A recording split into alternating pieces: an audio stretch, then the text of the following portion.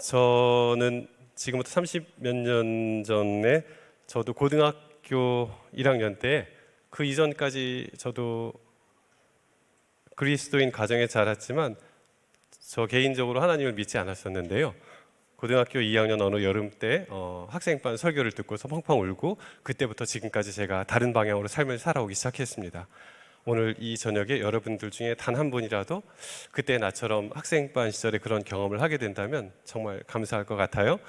그래서 저는 학생교회를 계속 다니고 싶었는데 학생들만 다니는 교회가 없죠.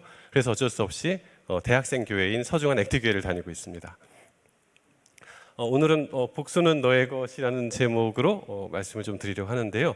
학생 여러분 공부 열심히 하느라고 고생 많으시죠? 공부를 왜 열심히 하시죠?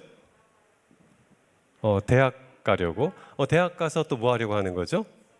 맞아요. 대부분은 이것 때문에 그렇습니다. 좋은 직업을 가지려고 하는 거죠. 좋은 직업이라는 게 뭘까요? 맞아요. 2030 세대 대답이 너무너무 빨리 나와서 좋습니다. 직장 선택 기준의 탑5가 연봉, 워라밸, 그리고 고용 안정성, 직원의 복리후생 이런 건데 뭐가 제일 중요하죠? 연봉이 압도적으로 중요합니다, 여러분. 이 세상은 뭐가 지배하는 세상이죠? 돈이 지배하는 세상인 것이 맞습니다. 우리가 돈이 아주 중요하다는 것을 잘 배울 필요가 있어요.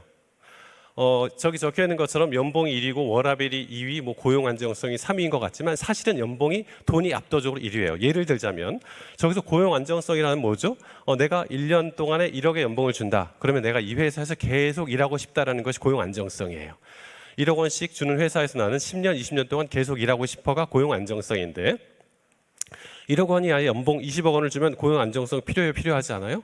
필요하지 않아요. 20억이 있으면 1년 동안, 20년 동안 1억 원씩 20년 동안 다닐 필요가 없는 거죠. 그만큼 돈은 중요해요. 그래서 찰스 웨슬리라는 어떤 감리교 창시자 이분도 아주 돈에 관심이 많았어요. 그래서 돈을 사랑하지 않았고 돈에 대한 욕심도 없었지만 사람들이 돈을 어떻게 대하느냐에 따라서 그의 인생이 결정된다라고 보았고 그거 사실이에요. 저는 변호사로서 판사로서 많은 사건들을 해보니까 사건들의 80% 90%가 돈에 대한 문제인데 성공한 사람은 돈을 어떻게 쓰느냐에 달려있는 것이 아니라 돈을 어떻게 버느냐에 달려있는 것이 아니라 돈을 어떻게 쓰느냐에 달려있어요. 쓰는 방법을 잘 아는 사람은 성공적이고 행복한 인생을 사는 반면에 이 돈을 어떻게 쓰는지를 잘 모르고 있는 사람은 성공적인 인생을 살기 어렵다라고 생각돼요. 지금부터 퀴즈 하나 드릴게요. 학생들만 맞출 수 있는 퀴즈. 어른들은 맞추시면 안 됩니다. 어른들은 맞추셔도 치킨이 나가지 않습니다. 저기에 있는 집회에 있는 분 이름이 뭐죠? 신사임당. 지금부터 우리 나 전도사님 혹시 학생 중에 누가 하는지 알려주시고 하십시오. 자, 그러면 얘가 선물인데요.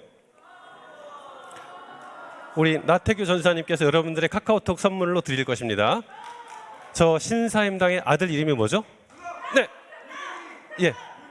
네, 퇴계 이황이 아니라 율곡이.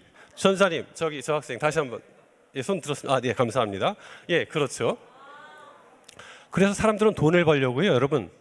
주식을 사기도 하고 코인을 사기도 하는데 우리는 어디서 사야 되죠? 가급적 주식이 여러분 주가가 높은 게 좋아요, 낮은 게 좋아요? 주가가 높은 게 좋아요, 낮은 게 좋아요? 제가 바보 같은 질문을 드렸어요. 팔고 싶은 사람에게는 주가가 높은 것이 좋고요. 사고 싶은 사람에게는 주가가 낮은 것이 좋은데 내가 주식을 사면 주식이 어떻게 돼요? 떨어져요. 내가 팔면 어때요? 주식이 올라가요. 이거 어떻게 할 수 있을까요? 오늘 이걸 알려드릴 거예요. 자, 볼까요? 주식시장이 이렇게 있어요. 여의도 증권가에 가면 여러 주식을 관련된 증권 회사들이 있는데 그 회사의 객장에 사람들이 많이 있다가 쫙 빠져나갈 때가 있어요. 그리고 증권과 뒷골목에 가면 뭐가 있어요? 이렇게 담배꽁초들이 수북히 쌓여나갈 때가 있어요. 그리고 이 수북이 쌓여나가는 담배꽁초마저 없어질 때가 있어요. 그때가 언제예요? 주식을 살 때예요. 주가가 제일 바닥인 것이죠. 거꾸로 아까 보여드렸던 그 증권사 객장에 누가 있어요? 제가 무시하는 건 아니지만 뽀글뽀글 파마하신 아주머니들과 잘 모를 것 같은 아저씨들이 잔뜩 나와서 막 열심히 판을 들여다보고 있어요. 이건 뭐죠? 누구라도 막 주식을 사면 막 벌 것 같은 그런 때예요. 그리고 여기도 증권가에 카페벤에 아줌마들이 많이 모여서 너무나 즐겁고 행복하게 커피를 마시면서 웃음꽃을 피우고 있어요. 이때는 주식을 살 때예요, 팔 때예요? 주식을 팔 때예요. 모두가 다 몰려 있을 때 이때는 주식을 팔고 나오면 돈을 벌 수 있어요.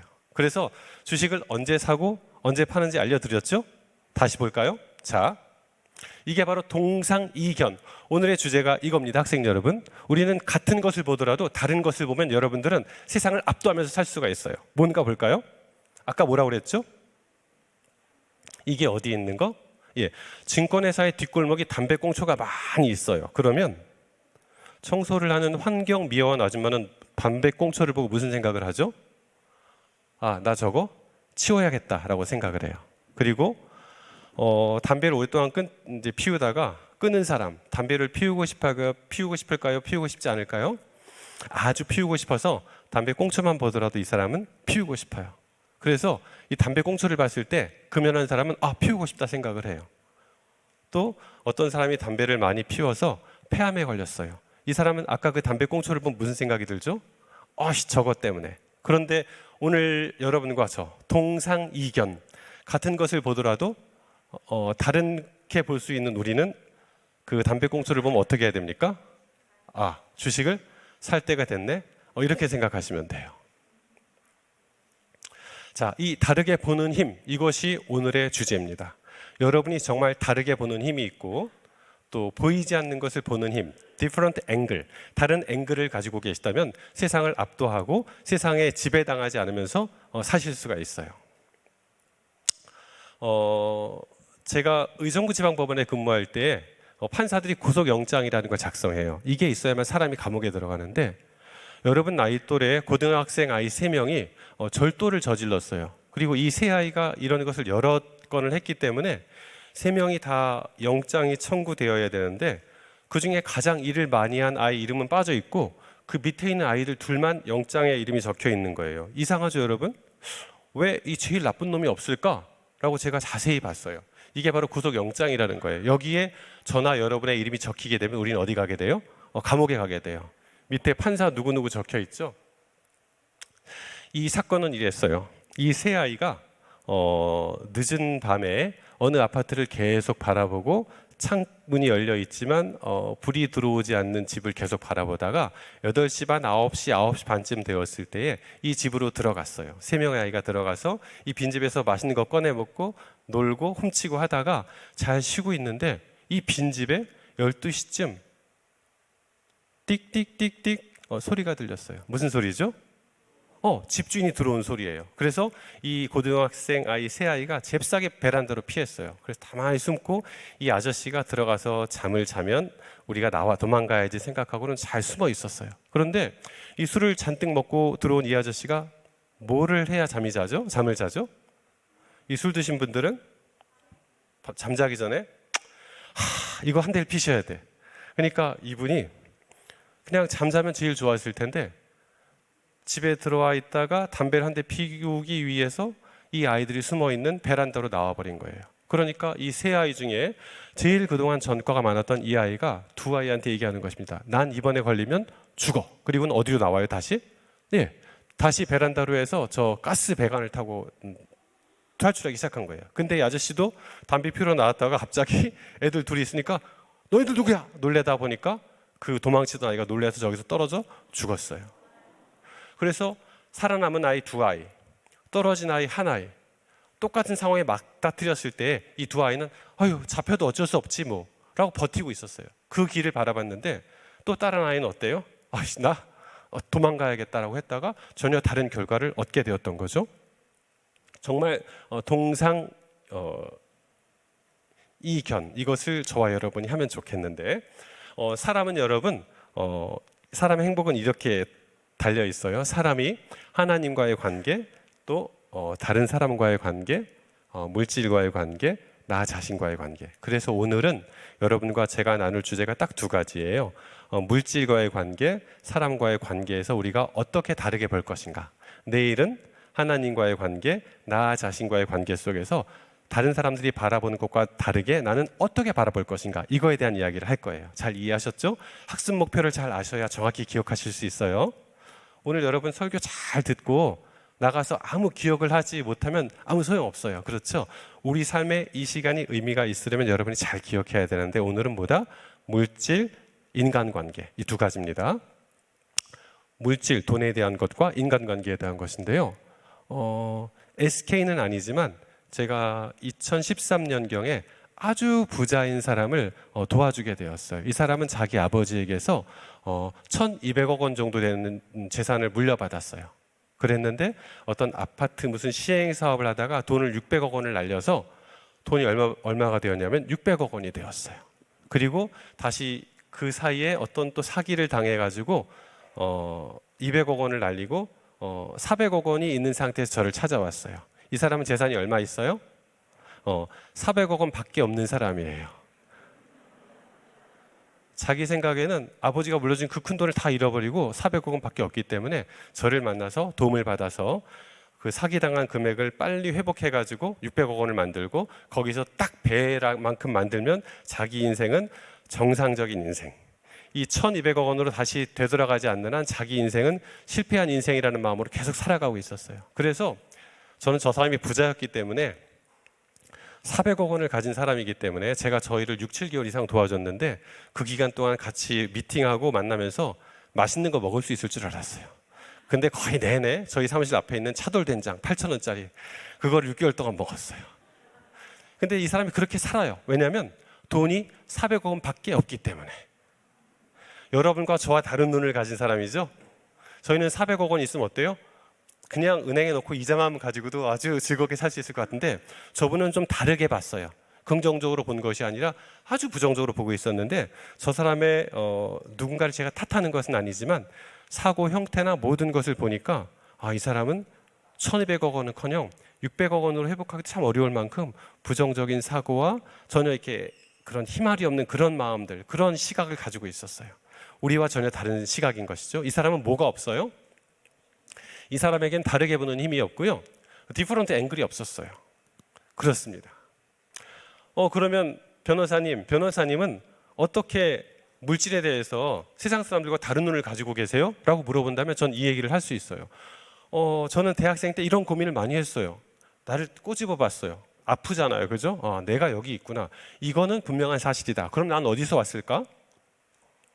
말씀드린 것처럼 하나님과 내 관계를 분명히 알게 될 때에 물질에 대해서 내가 어떤 자세를 취하고 내가 어떻게 물질의 소유주가 될 수 있을까를 확인할 수 있었어요. 근데 이것을 분명히 하지 않으면 내가 물질의 소유주가 아니라 물질이 나의 주인이 되어서 살아가다가 평생 비참하게 이렇게 살아가는 많은 저의 고객들을 저는 만나게 돼요. 구치소에서. 우리가 어떻게 이 물질을 제대로 바라보는가는 하나님과의 관계를 명확히 설정할 때 알 수 있는데요. 저는 그래서 Who am I? 내가 어디서 왔지라고 궁금해했어요. 여러분 아는 것처럼 나를 꼬집었을 때 내가 아프긴 아픈데 내가 과연 어디서 왔는가는 크게 두 가지죠. 진화론과 창조론이 있는데요. 창조론은 개별적으로 만들어졌다는 것이고 지금부터 여러분도 저와 똑같이 궁금증을 가지고 따라오시면 돼요. 이 진화론은 이렇게 좀 진화가 되었다는 것이죠. 여기서부터 퀴즈가 아마 나갈 것 같아요, 여러분. 이 진화론, 첫 번째는 퀴즈는 아니고요. 이 진화론에 대해서 맨 처음 이야기한 사람이 누구죠? 예, 찰스 다윈이죠. 잘 봐주세요. 자, 그러면 이 찰스 다윈이 어느 책에서 진화론을 얘기했죠? 네, 종의 기원. 저 학생. 네, 이거 갑니다. 피자 헛에서 종의 기원. 감사합니다. 그래요, 잘 볼까요? 저는 궁금했어요. 이 아줌마가 점점 시간이 지나면 나이가 들면 여러분 얼굴이 변하겠죠? 혹시 여러분 중에 지금 15살, 17살인데 나는 10살인 때가 없었어요. 이런 사람은 아무도 없죠. 우리는 항상 1살, 2살, 3살, 4살에서 반드시 지나가게 되어 있는 것처럼 저 여자분도 저렇게 얼굴이 변하는 거예요. 나이가 들면 들수록 점점. 여기 계신 할머니들 중에 소녀가 아니셨던 할머니들은 안 계실 거예요. 그렇죠? 이렇게 되는 거죠. 그래서 저는 궁금하게 이렇게 생각을 했어요. 자, 그러면 이 여자가 갑자기 이렇게 될까? 그렇지는 않을 텐데라고 생각했어요. 의심하면서. 이 사람이 이렇게 되고 이렇게 되고 이렇게 될 텐데 진화론은 어떻게 얘기합니까? 이렇게 변하고 있다고 얘기를 해요. 진화론도. 그렇다면 이 진화론에 따르면 이 원숭이가 바로 이렇게 되진 않겠죠, 여러분? 왜냐하면 우리가 초등학생이 바로 고등학교가 될 수는 없으니까 중학생이 필요하겠죠. 그래서 반드시 이런 존재나 이런 존재가 있어야 되는 거예요. 그런데 지금 우리나라를 포함해서 모든 나라가 인공위성을 띄우고 드론으로 전 세계 방방곡곡을 다 보는데 인간과 원숭이 사이에 어떤 그런 존재를 찾아내기 어려운 것이죠. 그러면 진화론은 맞지 않나 보다는 생각을 전 하게 됐어요. 그래서 저는 개인적으로 Who am I? 내가 어디서 왔는가를 조금씩 알게 되었어요. 그래서 이렇게 되어 있죠. 집마다 지은이가 있으니 만물을 지으시는 하나님이시라. 그렇구나. 전 이 책을 발견하게 되었는데 여러분, 저에게는 두 아들이 있어요. 두 아들이 있는데 이 아이들에게 제가 내가 너 아빠야 라는 말을 할까요, 안 할까요? 당연히 해요. 나는 이 애들의 아버지이기 때문에 이 아이들에게 내가 아버지라는 것을 반드시 밝히고 알리고 싶거든요. 그래서 이 성경에는 반드시 아버지니까 우리에게 우리 아버지가 누구인가를 알려줄 만한 어떤 단서가 있을 거라고 생각했어요. 그게 뭐죠, 여러분? 이 세상 여러분들 모든 책, 어느 책을 봐도 내가 너희 아버지다, 내가 너희를 만들었어 하는 책이 있어요, 없어요? 그런 책이 꼭 있어야 돼요, 여러분. 아버지인데 아버지가 자식한테 나를 안 밝히겠어요? 그렇죠. 그런 책이 있는 거예요. 뭐가 있죠? 성경이 있어요. 그래서 이 성경이란 책이 있구나라고 성경을 보게 됐어요. 근데 저는 또 성경을 의심했어요. 이 성경이 진짜일까 가짜일까? 진짜일까 가짜일까 생각을 했어요. 그런데 사건을 하다 보니까 좀 알게 된 게 있었어요. 여러분은 잘 겪지 않으신 일이겠지만 어떤 사람이 음주운전을 하다가 걸리게 되면 아주 크게 처벌을 받아요. 그래서 내 옆자리에 술을 안 먹은 사람이 있으면 운전하다가 앞에 경찰이 있잖아요. 그럼 차를 세우고 어떻게 하죠? 차를 세우고 어떻게 하죠? 맞아요. 둘이 자리를 바꿔요. 그래서 술 먹은 사람이 운전하지 않고 술 안 먹은 사람이 운전한 것처럼 해가지고 빠져나가려고 노력을 하는 경우가 있어요. 그런데 이런 시도가 성공할 때가 있고 성공하지 못할 때가 있어요. 어떤 차이가 있을까요? 술 먹은 사람과 술 먹지 않은 사람 단둘이 있으면 바꿨을 때 성공할 확률이 꽤 있어요. 그런데 이 두 사람 말고 뒤에 일행이 1명, 2명, 3명, 5명 있으면 성공할 확률이 거의 없어요. 경찰관들은 다 따로따로 불러서 조사를 시작하거든요. A, B, C, D, E. 야, 누가 어디 탔어? 누가 어디 탔어? 물어보는 순간 답이 나와서 큰일 나요. 그래서 혹시 여러분 중에서 내가 누군가를 골탕 먹이고 싶어서 위증으로 누구를 이렇게 음해하고 싶거든, 증인을 딱 2명만 하셔야 돼요. 증인이 많으면 많을수록 들통나서 큰일 나요. 오히려 여러분이 깜빵 가요. 아시겠죠? 진짜가 아니라면 증인이 많으면 안 돼요. 그래서 저는 성경을 믿어요, 여러분. 성경은 진짜니까 자신감이 있는 거예요. 예수님이라는 분이 가짜라면 복음서가 하나면 제일 좋아. 복음서가 2개면 괜찮은데 복음서가 3개, 4개? 저는 사복음서를 보고서 성경은 진짜구나. 진실 앞에서 자신 있구나. 니들 다 덤벼봐. 아무리 조사해봐. 난 진짜니까 라고 얘기하는구나. 저는 제가 판사로서 변호사로서 일을 하면서 사복음서가 있다는 사실을 보고 성경을 믿게 됐어요. 성경은 이렇게 되어 있죠. 마태복음은 왕으로서, 누가복음은 인간으로서, 요한복음은 하나님으로서. 여기서 바로 베스킨라빈스가 나가죠. 마가복음은 뭘까요? 어른들은 맞추셔도 안 나갑니다. 제자? 아니요. 크게. 하인. 목사님 어때? 하인 맞습니까? 맞다고 합니다. 예. 정확하게는 종으로서의 예수님을 나타내는 것이죠. 예, 하인으로서 예수님. 예, 얘가 나갑니다. 저 친구한테 잘 보여야 되겠다, 그죠? 그래서 저는 성경을 믿어요. 근데 또 하나 문제점이 있어요, 여러분. 혹시 여러분 그거 아세요? 성경에 원본이 있어요, 없어요? 잘 모르겠죠? 성경에 원본이 있을까요, 없을까요? 있습니까? 성경에 원본이 없어요. 원본이 없는데 어떻게 믿어요? 여러분들 원본 없는데 왜 지금까지 그 책을 믿고 계셨죠? 궁금하죠? 저도 아주 궁금했는데 얼마 전에 현대 문명의 발달로 제가 이것을 믿게 됐어요. 그게 바로 뭐냐면, 살펴드릴게요. 성경에는 원본은 없고 사본만 있어요. 변주되지 않았을까요? 그랬는데 블록체인이라는 게 있어요, 여러분. 블록체인이 뭐죠? 무수한 사본을 만들어서 변형되지 않는 원본을 확인시켜주는 거예요. 예를 들자면 내가 국민은행에 3억 원의 돈이 있단 말입니다. 여기에다가 원본 하나만 딱 있으면 내가 국민은행 그 전체적인 전산망에 해커로 침입해가지고 거기다가 0 2개만 붙이면 나는 얼마가 돼요? 300억 원대 부자가 돼요. 원본이 딱 하나만 있으면 누구든지 변조할 수 있어요. 아주 쉽게. 그런데 사본이 수십 개가 있으면 이 수십 개의 사본 중에서 어떤 것 하나가 좀 다르게 얘기하고 있다. 그러면 이건 잘못됐네라고 하면서 수많은 사본들을 통해서 원본을 정확하게 보존할 수가 있는 것이 바로 블록체인의 원리고 하나님의 뜻입니다, 여러분. 그래서 저는 이 블록체인의 원리를 이해하고서 그렇구나. 하나님께서 원본을 무엇보다도 더 정확하게 보존하기 위해서 우리에게 사본만 남겨두셨구나라고 확인하게 됐어요. 그래서 저는 그런 하나님을 믿고 그런 하나님을 믿기 때문에 물질에서부터 좀 자유로울 수 있는 그런 남들과 다른 시각을 갖게 되었습니다. 볼까요? 사본은 24,000개 가량 있기 때문에 신약 성경의 저 많은 사본들의 대조를 통해서 흐트러지지 않는 원본을 우리가 확인할 수 있는 것이거든요. 여기까지가 여러분 물질에 대한 이야기였어요. 지금은 인간관계에 대한 이야기를 할 텐데요. 인간이 가진 가장 강력한 에너지가 뭔지 아세요? 우리가 가끔씩은 사랑이라고 배우지만 정말 인간이 가진 가장 강력한 에너지는 원망, 증오, 복수하고 싶은 마음이에요. 그래서 우리가 봉사하자, 사랑하자 하고 모이면 많이 모여요? 적게 모여요? 별로 안 모여요. 그런데 우리 어디 광화문 집회 무슨 집회 가서 때려잡자로 확 모이자 그러면 엄청 모여요. 막 상대방을 어떻게 때려잡고 싶어서. 정말 원망, 증오, 복수심 이거예요. 내가 어려운 가정에서 태어났거나 내가 이상하게 좀 내 외모가 마음에 안 들거나 여러 가지로 원망하는 마음, 또 내가 누군가에게 상처받은 것들, 이런 것들을 너무너무 사람들 마음속에 계속 갖고 싶어 해요. 그래서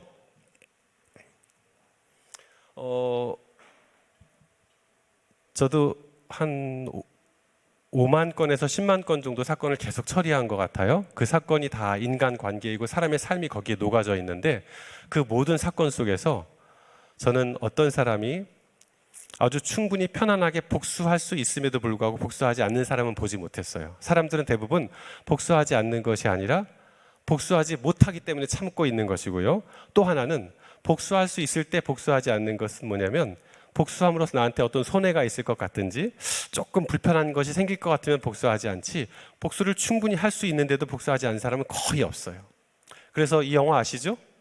복수는 나의 것이라고 하는 건데 여기에 누가 나오죠? 신하균, 배두나, 송강호 나오는데 다 어떻게 돼요?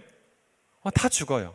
자기 원하는 만큼 복수하다가 또 다른 사람한테 복수당해서 죽고, 그 복수한 사람은 또 다른 사람한테 또 복수당해서 죽고. 복수는 저런 것입니다. 그래서 우리 마음속에 어떤 원망하는 마음이 있고 불평하는 마음이 있고 복수하고 싶은 마음이 있다면 그런 복수는 내 것이 아니라 사실은 내가 복수의 것이에요.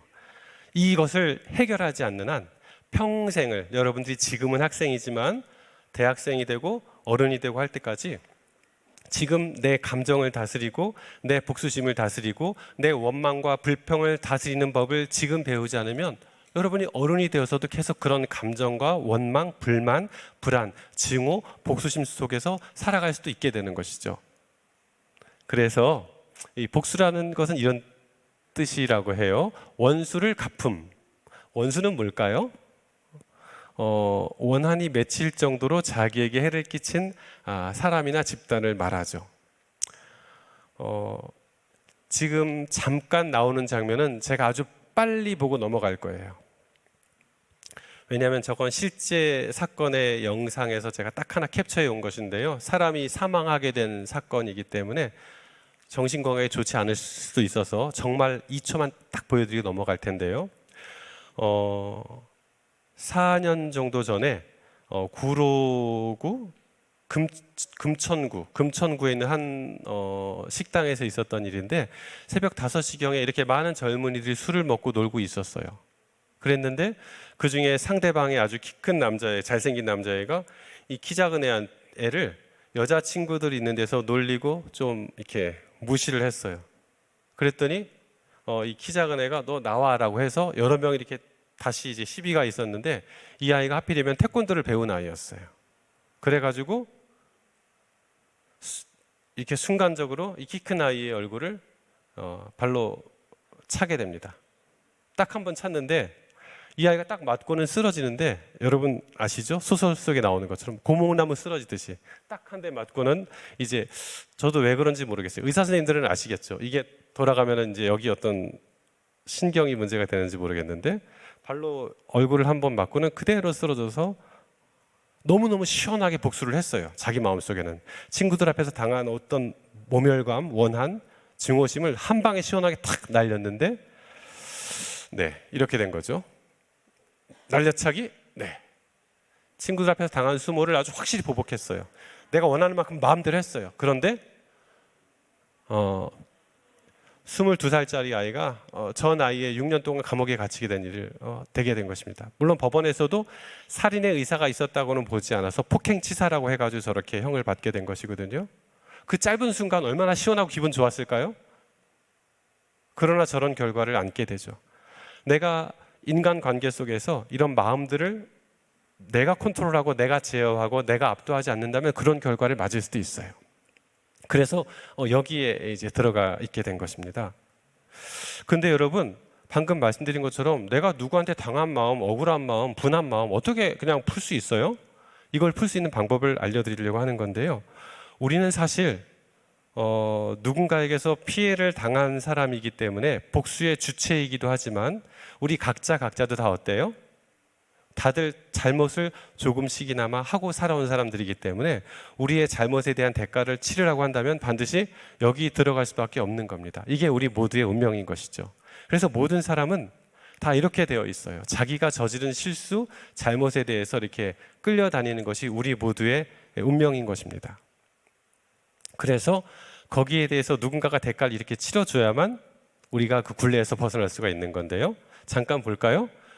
이거는 실제 중국에서 사형당하는 날 그날 오전에 있었던 것을 사진으로 다 찍은 건데요. 저 붉은 조끼를 입은 여자분은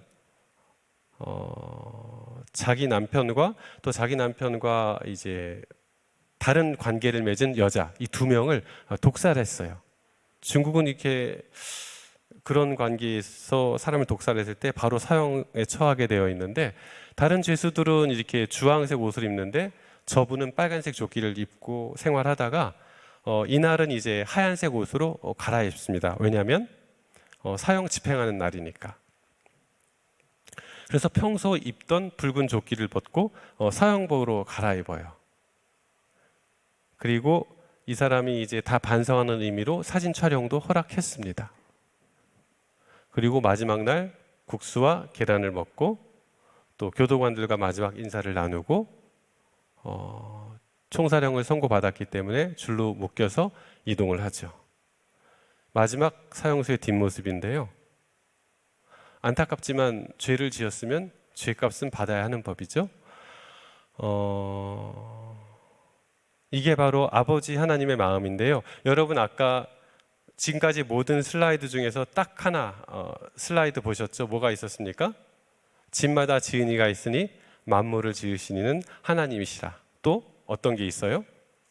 하나님이 이르시되 우리의 형상을 따라 우리의 모양대로 우리가 사람을 만들고. 이게 우리 모든 인간의 운명이거든요. 저와 여러분의 운명. 우리가 하나님의 모양대로 만들어졌지만 우리가 어디에 갇혀 있어요? 빨간 옷을 입고 우리의 죄값을 치르기 위해서 감옥에 갇혀져 있는 것이 우리의 운명이에요. 아까 말씀드린 것처럼 저에게는 아들 둘이 있는데요. 저는 제 아들 둘이 그렇게 빨간 옷을 입고 감옥에 갇혀 있다면 무슨 수를 써서라도 얘들 빼내고 싶은 마음을 가지고 진짜 무슨 수라도 쓸 것 같아요. 그래서 하나님께서 뭘 주셨습니까? 왜냐하면 이 사람들을 빼내기 위해서는 이게 필요하거든요. 이 빨간 조끼를 입은 우리 모두를 꺼내기 위해서는 합의서가 필요하기 때문에 합의서를 주셨어요. 그 합의서가 뭐죠? 십자가예요. 피로 대가를 치러야만 사람이 나올 수가 있으니까. 그래서 여러분들이 매일 읽고 있는 성경은 처음부터 끝까지 다 죄의 이야기를 하고 있는데요, 다 진짜고 다 본질에 대한 이야기를 하는 그런 것이에요. 여러분과 제 삶을 이야기하는. 그래서 우리는 복수의 주체가 아니고 복수의 객체죠. 그렇지만 우리는 어때요? 아까 보셨던 그 십자가를 통해서 우리가 복수를 당해야 되고 처절하게 맞아야 되고 어떤 대가를 치러야 되는데, 십자가 때문에 우리가 이 합의서를 통해서 복수의 객체에서 해방이 된 거예요. 그래서 이제 우리는 어때요? 복수의 자격이 남아있지 않아요. 나에게 주어진 은혜가 너무너무 크다라고 생각하면 나도 모르게 복수할 마음이 사라지고, 아까 노래 부르셨던 것처럼 많은 감사를 느끼게 되면 내 마음속에 불만이 사라지게 되는 것이죠. 내가 인위적으로 복수하지 말아야지, 중호심을 버려야지, 불만을 없애야지라고 한다고 되는 것이 아니라, 나에게 주어진 은혜, 내가 과연 어떤 사람이었는가, 나도 빨간색 옷을 입고 감옥에 갇혀서 죽을 날만 기다리는 사람인 것이 내 운명인데, 복수의 객체인 것이 내 운명인데 그렇지 않게 되었다는 것을 깨닫게 될 때 우리의 마음속에서 증오심과 불만과 원망, 이런 것들이 자연스럽게 사라지게 되거든요. 그래서 혹시 어떤 내 친구가 나에게 잘못을 했거나 다른 친구들 앞에서 나를 무시해가지고 나에게 아주 쪽팔림을 주었거나 여러 가지 그런 마음속에 불편한 것이 있고 증오심이 있을지라도, 내게 주어진 은혜를 생각하면 나는 그 관계 속에서도 자유로울 수가 있어요. 그래서 복수는 나의 것도 아니고, 또 세상 사람들은 대부분 복수의 것으로 살아가죠. 그렇지만 나는 복수의 것도 아니고, 복수는 그들의 것이고 하나님의 것입니다. 마지막으로 이 복수에 실패한 한 아버지의 이야기를 하고 마쳐드릴까 해요. 여러분 뭐 하고 있죠 지금? 축구 경기를 하고 있어요. 한국과 일본이 축구 경기를 하는데, 우리나라 지금 축구 국가대표팀 감독이 누구죠? 포르투갈의 벤투 감독이죠. 이 감독이 얘기하기를, 야, 일본하고 축구하러 나가는데 저 공격수 다치면 안 되니까 살살 다뤄, 이렇게 얘기하는 감독이 있을까요? 없어요. 또 볼까요? 이거는 글래디에이터란 영화에 나오는 로마 시대의 아주 무시무시한 전쟁인데, 이 전쟁에 나가는 부하들한테 큰 장수가 또는 왕이, 야, 적군 중에서 그 대장 살살 다뤄줘, 살려줘, 너무 세게 다루지 마, 이렇게 말하는 경우가 있을까요? 당연히 없죠. 그런데 성경에서는 이런 왕이 등장해요. 보실까요? 다윗이 요압과 아비새와 이때에게 명령하여 이르되 나를 위하여 젊은 압살롬을 너그러이 대우하라. 왜 이렇게 했을까요, 여러분? 제가 말씀드렸죠? 우리는 뭐예요? 동상이견. 똑같은 것을 읽더라도 다른 것을 봐야 되는데, 왜 다윗이 이런 얘기를 했는가를 말씀드릴게요. 다윗은 요압과 아비새와 이때에게 명령하여 이르되 압살롬을 너그러이 대우하라고 얘기했어요. 상수리 나무 가운데 살아있는 압살롬의 심장을 찔러서 압살롬은 죽게 돼요. 여기서부터 얘가 나갑니다, 여러분. 자, 이 압살롬을 찔러 죽인 사람이 누구죠? 네, 요압. 네, 요압 맞습니다. 아까 방금 뭐라고 그랬어요? 그런데 왕은 요압에게 압살롬을 너그러이 대우하라고 그랬거든. 그런데 요압은 압살롬을 찔러 죽였어요. 이 아버지는 아들의 죽음 앞에서 울었는데, 여러분 이렇게 웁니다. 왕의 마음이 심히 아파서 문 이쪽으로 올라가서 우니라. 그가 올라갈 때 말하기를 내 아들 압살롬아, 내 아들 압살롬아. 왕이 왜 이렇게 울어요, 여러분?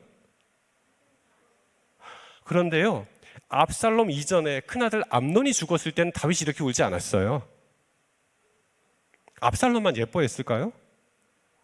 왜 다윗은 압살롬을 너그러이 대우하라고 하고 압살롬이 죽었을 때 그렇게 울었을까요? 그 이유는, 정확하게 얘기하면 요압이 압살롬을 죽였지만 좀 더 정확한 것은 다윗 자신이 압살롬을 죽였기 때문에 그렇습니다. 그 아버지가 아들을 죽였기 때문에 아버지가 이렇게 운 거예요. 보죠. 압살롬의 입장에서 볼게요. 다른 형제가 내 여동생을 성폭행했어요. 나는 2년 동안 기다렸어요. 내 아버지가 내 여동생이 매일 집에서 울고 미친애처럼 지내고 우울증에 걸린 것처럼 있는데도 내 아버지가 아무 말을 하지 않아. 난 미칠 것 같이 지냈어요. 근데 2년 동안 아버지가 아무것도 안 해줬어요. 압살롬은 견딜 수가 없었어요. 암논을 죽였어요. 그리고 도망갔어요. 그리고 왔어요. 그리고 아버지를 만났어요. 그리고 반란, 죽음 이렇게 된 거예요. 그런데 우리가 기간을 정확히 봐요. 이 기간 동안 압살롬은 2년 동안 참았어요. 그리고 압살롬은 암논을 죽이고 외할아버지 그스루왕 달메의 집으로 갔어요. 그리고 3년 동안 있었는데 다윗이 부르질 않았어요.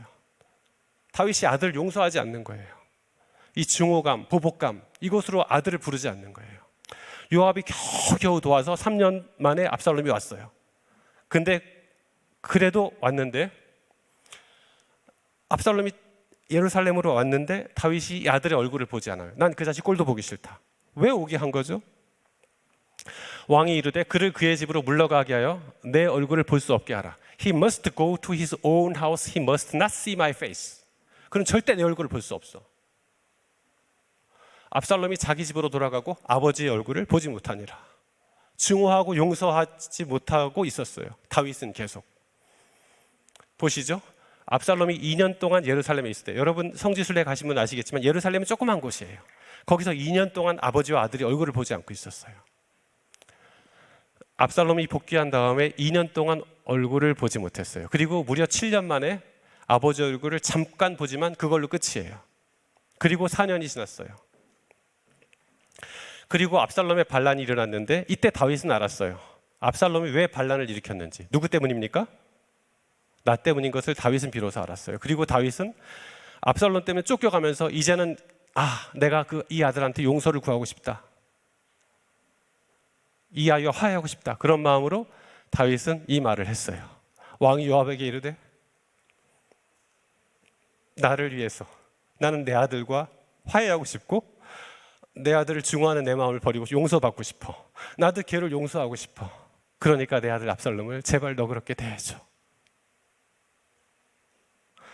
여러분과 제가 말씀드린 것처럼 우리에게 주어진, 여러분 다윗은 어떤 사람이에요? 그 자신이 간음하고 살인하고 수많은 잘못을 저질렀잖아요. 우리 아이 아내를 간음하고 우리 아들 죽이고 했는데도 불구하고 자기는 많은 사람들에게 그런 의심을 받고 있으면서도 다윗은 아무런 대가를 치르지 않고 살았던 사람이고 그는 은혜를 받고 죽지 않았던 사람이에요. 그런데 그 11년 동안 다윗의 기도가 끊어졌어요. 아시는 것처럼. 그리고 압살롬의 반란이 일으켰을 때 비로소 다윗은 자신의 잘못을 알게 된 것이죠. 그리고는 왕은 옵니다. 내 아들 압살롬아 압살롬아 내 아들아 내 아들아 하니 하고 성경 사무엘하 19장은 끝나고 압살롬의 죽음으로 이것이 마무리돼요. 오늘 이야기를 마무리하면서 여러분과 제가 돈에 대해서 또 사람들과의 관계에 대해서 또 하나님과의 우리 사이의 관계에 대해서 남들과 좀 다른 눈을 가질 필요가 있어요. 그래서 정말 우리가 내가 마음속에 가지고 있는 불만, 증오, 불편함 이런 모든 것들 이것이 내가 마음대로 할 수 있고 내가 또 처분할 수 있는 그것이 아니라 내가 그런 어떤 대상이었음에도 불구하고 충분한 은혜 속에서 내가 그런 기회를 얻었다라는 것을 생각하면 좋을 것 같아요. 그래서 여러분과 제가 다윗처럼 다른 사람의 시체 앞에서 후회하는 그런 일은 없었으면 좋겠어요. 너무 늦지 않게 우리가 하나님께 주신 은혜를 충분히 가지고 이 물질과 또 인간관계에 대한 좀 다른 눈을 가지고 세상을 압도하면서 세상을 다스리면서 세상을 즐기면서 살아간 우리 학생 여러분 되기를 간절히 바랍니다.